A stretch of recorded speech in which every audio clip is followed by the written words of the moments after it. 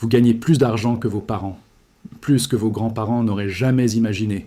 Vous avez un bon emploi, un salaire décent, peut-être même un salaire au-dessus de la moyenne. Et pourtant, vous êtes toujours à 1 mois de la catastrophe. Un licenciement, une urgence médicale, une réparation de voiture inattendue, et vous seriez en difficulté. Comment est-ce possible? Comment est-ce que vous gagnez tant, mais que vous n'avez rien? La réponse est simple mais brutale. Vous êtes piégé. Le système vous a piégé dans ce qu'on appelle le piège du salaire. Un système conçu pour vous faire sentir en sécurité tout en vous gardant financièrement fragile. Un système où plus vous gagnez, plus vous dépensez, et où l'écart entre les deux reste toujours le même. Presque zéro. Et l'astuce géniale, c'est que vous ne réalisez même pas que vous êtes piégé. Parce que tout le monde autour de vous vit de la même façon. Ça semble normal. Ça semble inévitable. Mais ce n'est ni normal, ni inévitable. C'est conçu, délibérément, pour vous garder en place, pour vous garder dépendant, pour vous garder obéissant. Laissez-moi vous montrer comment le piège fonctionne, et comment vous pouvez vous en échapper. Commençons par le jour de paix. C'est censé être un bon jour, non? L'argent arrive, vous travaillez dur tout le mois, et enfin, vous êtes payé. Mais regardons ce qui se passe vraiment. Votre salaire brut est, disons, 5 000 €. Ça semble bien. Mais vous ne voyez jamais ces 5 000 €. Avant même que l'argent n'atteigne votre compte, il est fragmenté, coupé en morceaux. Les impôts sur le revenu prennent leur part, peut-être 1 200 €. Les cotisations sociales, encore 800 €. Votre salaire net est maintenant 3 000 €. Vous avez perdu 40% avant même de toucher à l'argent. Et ces 3 000 €, ils ne restent pas longtemps. Le loyer ou l'hypothèque part immédiatement, peut-être 1 200 €. Les factures automatiques, électricité, eau, internet, téléphone, assurance, encore 400 €. Les abonnements, Netflix, Spotify, la salle de sport que vous n'utilisez jamais. 100 €. En quelques jours, la moitié de votre salaire est partie. Et vous n'avez même pas encore acheté de nourriture, pas encore mis d'essence, pas encore payé pour les besoins quotidiens. L'astuce de la fragmentation automatique, c'est qu'elle vous empêche de sentir le vrai coût de votre vie. Parce que vous ne voyez jamais l'argent total. Il se divise instantanément. Vous ne prenez jamais de décision consciente de payer toutes ces choses. Elles se paient automatiquement. Alors vous ne questionnez jamais. Vous ne demandez jamais « Ai-je vraiment besoin de tout ça ?» Est-ce que je peux réduire? Vous acceptez juste. Parce que c'est automatique, c'est invisible. Et ce qui est invisible ne fait pas mal. Du moins pas tout de suite. Maintenant parlons de l'inflation du style de vie. C'est le vrai tueur. Vous souvenez-vous quand vous avez eu votre première augmentation? Peut-être que vous passiez de 2 000 à 2 500 € par mois. Vous étiez excité. Vous pensiez « Maintenant, je vais pouvoir épargner. » Construire un coussin. Investir. Mais qu'est-ce qui s'est passé vraiment? Vous avez déménagé dans un appartement légèrement plus grand. Vous avez acheté une meilleure voiture. Vous avez commencé à manger dans des restaurants plus chers. Vous avez upgradé vos vêtements. Votre style de vie s'est étendu pour remplir votre nouveau revenu. Et à la fin du mois, vous aviez encore presque rien, parce que vos dépenses avaient augmenté au même rythme que votre salaire. C'est la loi de Parkinson appliquée aux finances. Les dépenses augmentent pour consommer le revenu disponible. Et voici le piège mortel. Maintenant que vous avez ce style de vie plus cher, vous ne pouvez plus revenir en arrière. Psychologiquement, c'est presque impossible. Vous êtes habitué au plus grand appartement, à la meilleure voiture, au restaurant sympa. Revenir à votre ancien style de vie semble comme un échec, comme une régression. Alors vous êtes coincé. Vous devez maintenir ce revenu. Vous devez garder cet emploi, parce que votre vie entière est calibrée sur ce niveau de revenu. Vous êtes devenu plus riche en apparence, mais pas plus libre. En fait, vous êtes devenu moins libre, plus dépendant, plus piégé. L'astuce du système est qu'il transforme chaque augmentation en nouvelle chaîne, chaque promotion en nouvelles obligations. Vous montez l'échelle, mais l'échelle ne mène nulle part, sauf à plus de dépendance. Regardons les chiffres réels. La plupart des professionnels, même ceux qui gagnent bien, vivent avec moins de 3 mois d'économie. Beaucoup ont moins d'1 mois. Ça signifie que si leur salaire s'arrête, ils ont 3 mois maximum avant la catastrophe. Hypothèque non payée, factures non payées, nourriture achetée avec des cartes de crédit, et après 3 mois, c'est la spirale. La dette, l'éviction, la ruine, pour quelqu'un qui gagne 60 000 € par an, pour quelqu'un qui fait partie de la classe moyenne supérieure. 3 mois de la catastrophe. Comment est-ce possible?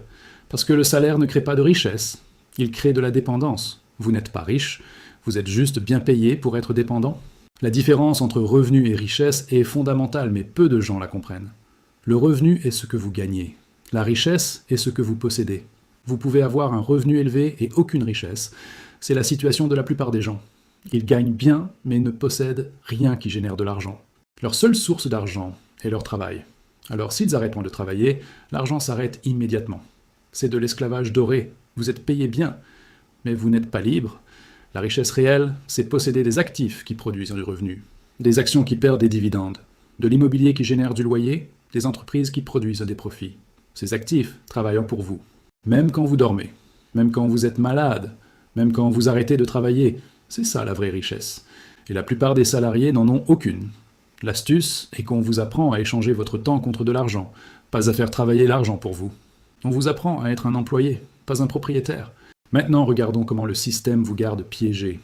Les prêts, l'hypothèque de 30 ans, le prêt au taux de 5 ans, le crédit étudiant qui vous suivra pendant des décennies. Ces dettes créent des obligations mensuelles massives. Vous devez payer, chaque mois, pendant des années. Alors vous ne pouvez pas arrêter de travailler, vous ne pouvez pas prendre de risques, vous ne pouvez pas changer de carrière, parce que vous avez des paiements à faire.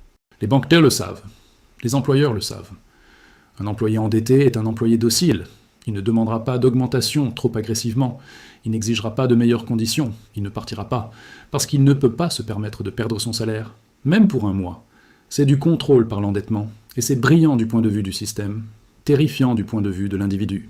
Les abonnements sont une version moderne du même piège. Chaque abonnement, pris individuellement, semble petit. 10 € par mois ici, 15 € là. Mais additionnez-les tous. Netflix, Spotify, Amazon Prime, la salle de sport, le stockage cloud, les applications, le téléphone, l'Internet, les assurances. Ça monte vite. Peut-être 300 à 500 € par mois juste en abonnement. C'est 3600 à 6000 € par an qui partent automatiquement, sans que vous y pensiez. C'est de l'argent que vous pourriez investir, épargner. Utilisez pour construire de la richesse. Mais au lieu de ça, il va vers des services que vous utilisez à peine. Parce que annuler est difficile. Ça nécessite un effort. Alors vous ne le faites pas. Et les entreprises comptent là-dessus. Elles veulent que vous oubliez que l'argent parte automatiquement, pour toujours. Les taxes sont la plus grande fuite. Pas seulement l'impôt sur le revenu, ça c'est évident, mais toutes les autres taxes cachées. La TVA sur tout ce que vous achetez. 20% dans la plupart des pays européens. Les taxes sur l'essence, sur l'électricité, sur les propriétés, les taxes d'inscription, les taxes sur les successions, additionnez-les, et le taux réel de taxation est bien au-dessus de 50% pour la plupart des gens. Plus de la moitié de votre travail va au gouvernement, d'une manière ou d'une autre, directement ou indirectement. C'est du servage moderne. Vous travaillez plus de la moitié de votre temps pour l'État. Et qu'est-ce que vous recevez en retour? Des services qui se dégradent, des infrastructures qui s'effondrent, des promesses qui ne seront pas tenues. L'astuce fiscale est de fragmenter les taxes pour qu'elles soient invisibles. Vous ne sentez pas qu'on vous prend 50%, parce que c'est pris petit à petit. Ici et là, toujours caché dans les prix, dans les factures, dans des endroits où vous ne regardez pas. Alors comment échapper au piège? Premièrement, reconnaissez que vous êtes dans un piège. Ça semble évident, mais la plupart des gens ne le font jamais. Ils acceptent leur situation comme normale, inévitable.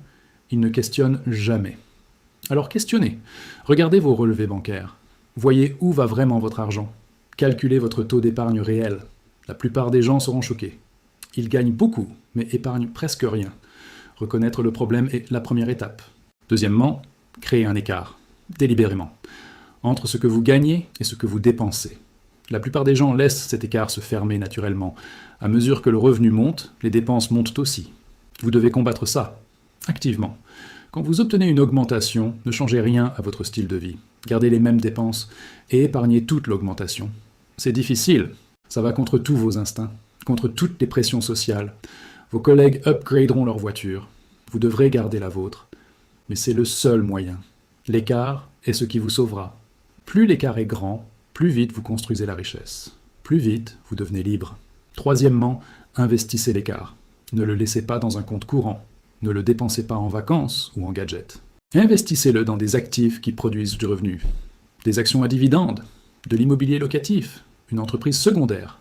N'importe quoi qui génère de l'argent sans que vous travailliez activement. Au début, ça produira peu. Peut-être 50 € par mois.